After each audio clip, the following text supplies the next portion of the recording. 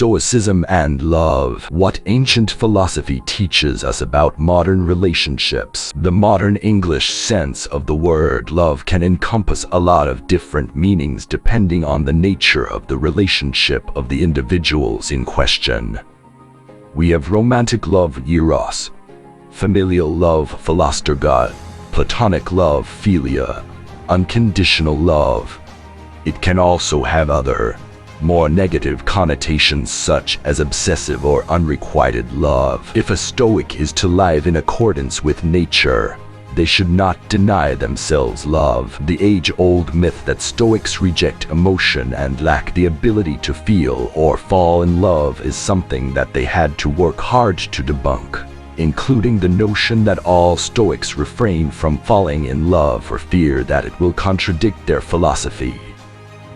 This, of course, is incorrect, and if a Stoic is to live in accordance with nature, they should not deny themselves love, one of the most natural human emotions. In this video, we will be taking a look into the Stoics' approach to love, what they said about it, and how they refrain from the more negative emotions that can arise in the name of love.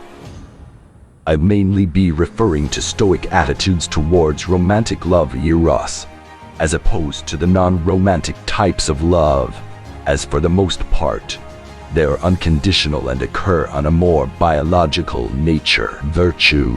Before delving into how Stoics approach to love, it is important to refresh our minds on the fundamental teachings of Stoicism, the four cardinal virtues.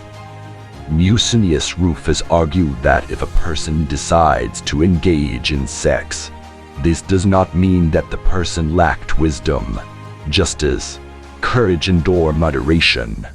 His interpretation of the virtues meant that he was not so much bogged down with the semantics of how people expressed love or explored when it came to sexuality and monogamy. Musonius Rufus did identify certain instances when relationships are not virtuous. For example, non-consensual sexual acts within a relationship, maltreatment of a partner, infidelity within a monogamous couple, and obsession.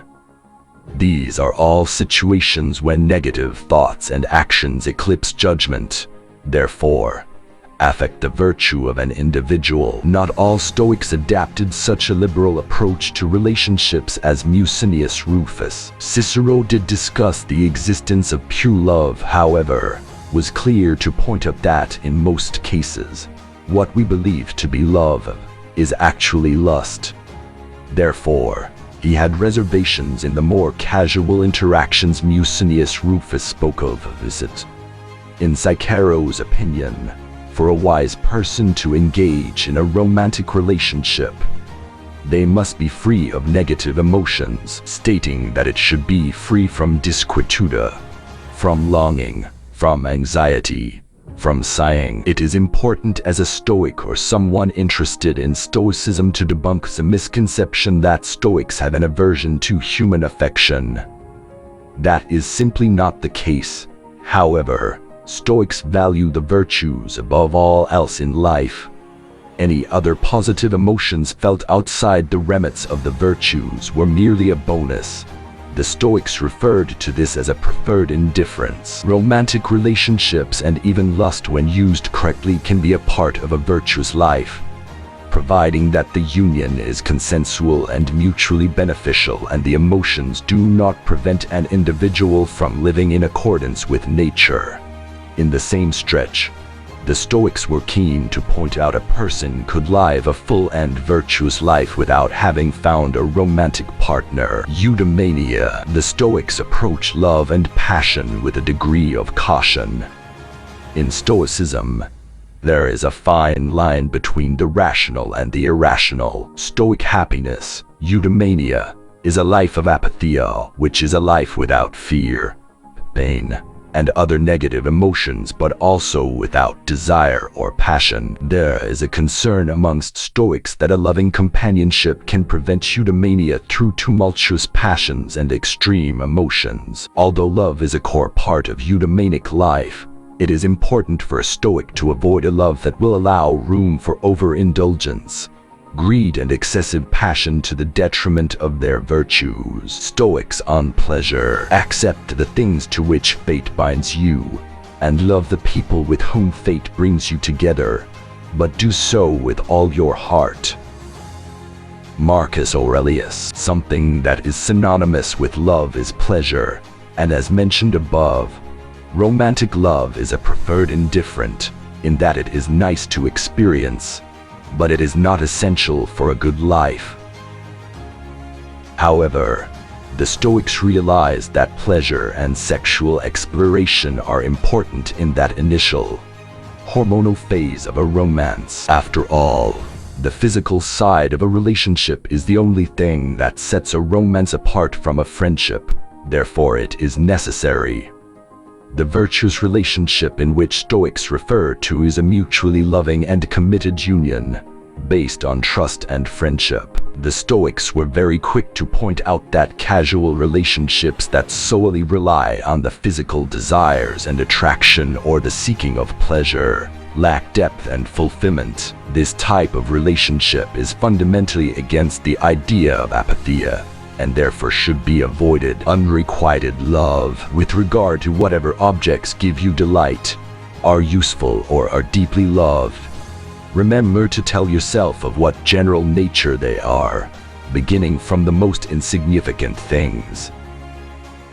Epictetus. This has always been ruled out by the Stoics as preposterous, and they feel it must be avoided at all costs. Epictetus' dichotomy of control states that you should only spend time worrying about things which are within your control, considering that other people's feelings are not.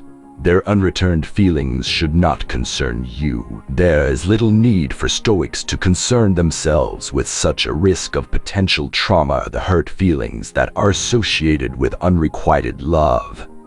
In addition, Stoicism teaches that our own feelings are temporary. This is especially applicable when we find out in the initial attraction period that the other person does not reciprocate those feelings. The feelings you once had will eventually fade away. For Stoics, it is not the attraction to a person that makes one happy, but living a virtuous life that can be built upon by another, and if that is stripped away due to unrequited love, the attraction serves no purpose, therefore should be forgotten. Love and loss. You married someone you love. Now look for someone to love. It is better to make good the loss of a friend than to cry over him. Seneca. Stoicism teaches us about the importance of everything. As negative as it sounds, there are two outcomes of any romantic relationship: a breakup or a death. Stoics fully accept that they can lose their loved ones any day. Therefore, most Stoics use the practice of memento mori to help prepare themselves for the loss of their spouse or loved ones. Along this same notion, Epictetus encouraged the practice of premeditatum malorum, and reminded us that we have an allotted time for love, be it 6 months, 6 years, or 60. With that said, Epictetus taught not to be consumed by the love you have for this person, but to work on yourself to be the best companion you can be for your partner. That way, when you and your partner separate either through a breakup or death, you will be left with the gratitude that it happened at all. It is important to remember the love you felt, and not to grieve the absence. Final thoughts. Opinions on love and relationships vary from person to person. A person's idea of love differs depending on their own personal experiences, their ethics, faith, and also the wider societal context during their lifetime.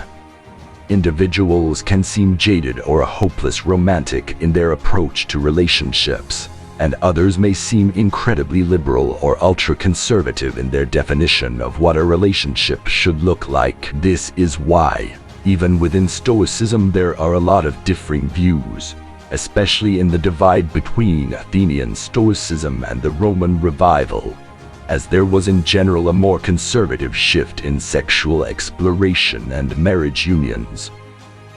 The Stoics, however, do agree on the avoidance of the wrong kind of love.